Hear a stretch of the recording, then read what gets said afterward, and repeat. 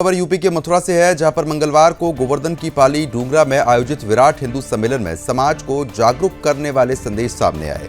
इस भव्य आयोजन में उमड़े जनसैलाब के बीच कथावाचक देवकीनंदन महाराज ने मंच से महत्वपूर्ण आह्वान किया। महाराज ने साफ शब्दों में कहा कि ब्रज क्षेत्र की पवित्रता किसी कीमत पर समझौते के लिए नहीं होगी। उन्होंने जोर देकर कहा कि कान्हा की नगरी ब्रज में शराब और मांस की बिक्री पर पूर्ण प्रतिबंध लगाया जाना चाहिए, ताकि यहाँ की धार्मिक और सांस्कृतिक विरासत लगातार बनी रहे। देवकीनंदन महाराज ने सोशल मीडिया के बढ़ते खतरों पर भी चेतावनी दी। उन्होंने मीडिया से बातचीत में कहा कि सोशल मीडिया पर फैल रही आपत्तिजनक सामग्री से हमारी बहन बेटियां सुरक्षित रहें। उन्हें इस मायाजाल से दूर रहना चाहिए, तभी हमारी संस्कृति और मूल्यों की रक्षा संभव है। सम्मेलन में प्रमुख वक्ता साध्वी सरस्वती ने भी हिंदू समाज को संगठित होने और धर्म की रक्षा करने का संदेश दिया। उन्होंने युवाओं से अपील की है कि वे अपनी परंपराओं से जुड़े रहें और धर्म की सुरक्षा के लिए सक्रिय भूमिका निभाएं।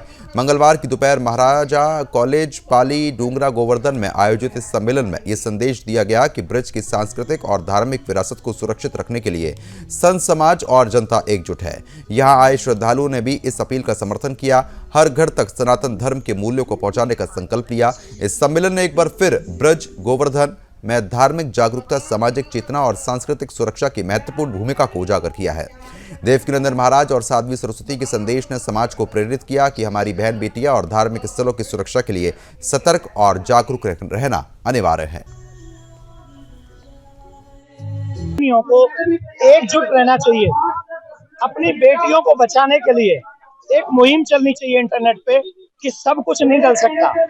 जो देखने योग्य नहीं है बच्चों को, वो इंटरनेट पे नहीं होना चाहिए।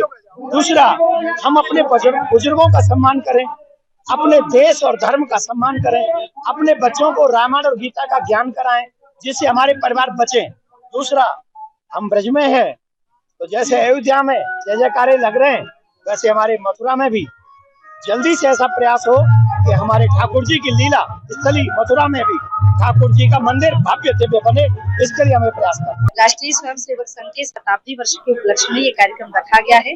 विराट हिंदू सम्मेलन केवल ब्रज मंडल में नहीं, इसे पूरे भारत वर्ष में लाखों की संख्या में हिंदू सम्मेलन हो रहे हैं। लोगों को जगाने के लिए, हिंदुओं को जागृत करने के लिए, स्वदेशी का भाव लाने के लिए और सामाजिक समरसता को बढ़ाने के लिए। मैं बस यही कहना चाहती हूँ, समाज में एकत्रित होइए। भारत भारती को अगर विश्व हिंदू के पद पर प्रतिष्ठित करना है तो भारत भारती के सारे पुत्र सामाजिक रूप से एक हो जाए, जाति पाति की भावनाओं से परे हो।